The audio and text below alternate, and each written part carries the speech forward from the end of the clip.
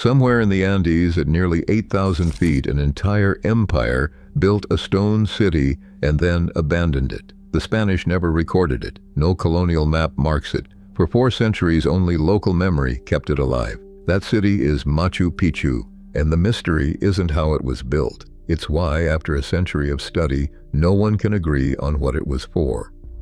To understand how this city came to sit 2,430 meters high in the cloud forest, we must look to the 15th century. This was the era of rapid Inca expansion. Pushing out from their capital in Cusco, the empire cut its way deep into the Urubamba corridor, claiming dramatic ridges and building stone outposts along the way. According to modern archaeology, the construction of this specific citadel aligns with this imperial push dating between 1420 and 1530. Most scholars attribute this massive undertaking to the reign of Pachacuti Inca Yupanqui, the leader who forged the Inca Empire. Yet this widely accepted link remains a theory.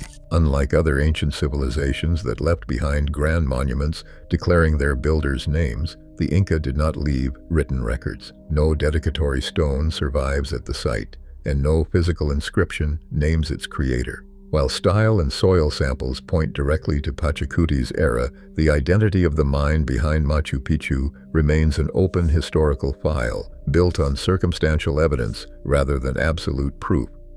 The stone ruins of the citadel offer the first physical clues to its purpose. Hundreds of agricultural terraces cling to the steep mountain slopes, serving as massive retaining walls to control erosion. While these platforms prevented landslides, their vast scale suggests they produced far more food than a small resident population required. Why transform an entire mountain peak for agriculture if only a select few lived here? Deeper inside the city, the stonework transitions to high-status masonry. The Temple of the Sun features a semicircular wall of polished granite with a window that frames the rising sun on the winter solstice. Nearby, the Room of the Three Windows contains massive stone openings looking out toward the eastern peaks. If these structures served as precise astronomical observatories, did the entire city function as a temple? At the highest point stands the Intihuatana, a carved granite pillar rising from a flat stone base. Scholars theorize it functioned as a solar calendar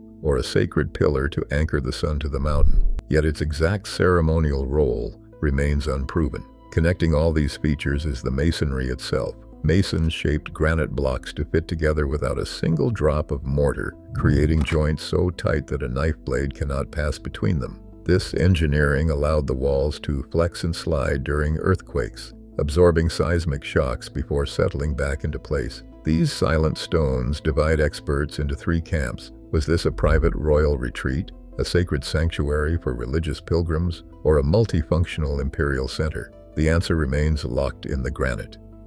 The physical reality of how this city was built lies not in mysticism, but in the geology of the ridge itself. The massive granite blocks did not arrive from a distant empire. They were quarried directly from local outcrops on the Vilcabamba batholith. Inca stonemasons exploited natural fracture planes in the gray-white stone, using basalt hammerstones and bronze chisels to rough out the blocks before polishing them with sand abrasives. This patient, repetitive labor served a profound structural purpose. The trapezoidal doors and windows tilt inward, distributing weight evenly. Because the stones fit together without mortar, the joints acted as seismic shock absorbers, allowing the entire citadel to slide and settle during earthquakes. Yet the most significant engineering achievement is completely invisible. Nearly 60% of the construction effort occurred underground. To prevent the steep mountain from sliding into the Urubamba River, builders engineered a subterranean drainage network.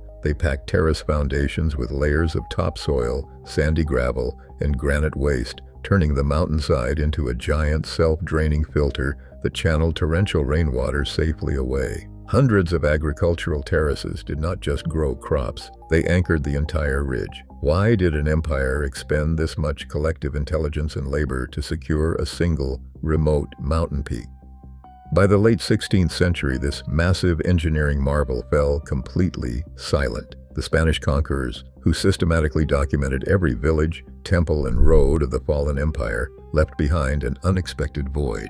16th century records, including Pedro Sarmiento de Gamboa's 1572 chronicle, omit any mention of this mountaintop city. It simply did not exist to the invaders. Archaeological evidence suggests the population abandoned the ridge around 1530, yet the stone walls show no signs of siege or violent destruction. Instead, scholars rely on competing theories: a devastating epidemic of European diseases, an internal political collapse, or a calculated strategic retreat into the Amazon basin. This total silence itself becomes the primary clue to its fate. When the empire collapsed, who was left to remember this ridge once the official history stopped naming it? On July 14, 1902, a Peruvian farmer named Agustin Lizarraga climbed the ridge, cleared the overgrowth, and scribbled his name on a temple wall. Local families had already farmed these terraces for generations. Yet, when American historian Hiram Bingham arrived on July 24, 1911, guided by local resident Melchor Arteaga, the Western world crowned him the sole discoverer. Bingham publicized the ruins globally, but his expedition also stripped the site. Between 1912 and 1916, Bingham shipped nearly 5,000 artifacts, including pottery, jewelry, and human remains, to Yale University under a temporary study agreement. This triggered a century-long custody battle. Peru sued Yale in a United States federal court in 2008, alleging breach of contract. Though a 2011 agreement returned the treasures to Cusco, the dispute proved that bringing Machu Picchu into the light only exposed unresolved modern fractures over who truly owns the past.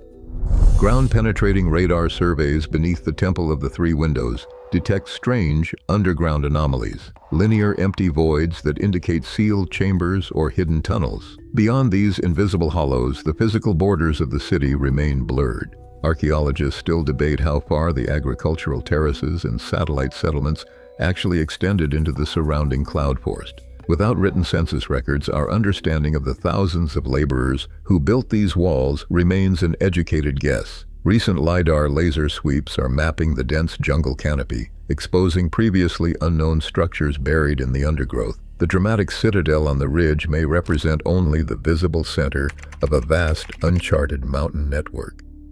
Today, the ridge remains an active laboratory.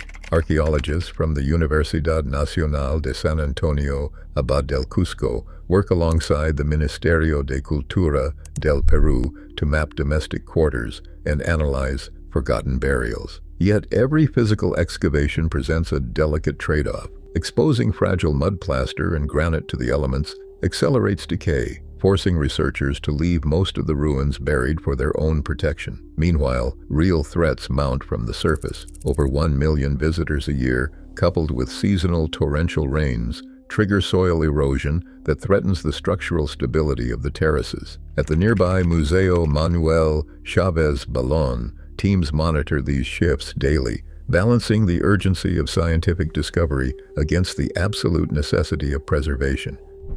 This mountaintop citadel is now a central symbol of Peruvian identity and a global heritage landmark. It stands as physical proof of indigenous engineering, showing how the Inca used statecraft and organized labor to conquer the harsh Andean terrain. Instead of fighting the elements, they adapted, shaping granite and water into a city built to survive for centuries. Today, the site remains a lesson in endurance, proving that ancient societies could master the most unforgiving environments on Earth, even if their true purpose remains locked in the stone.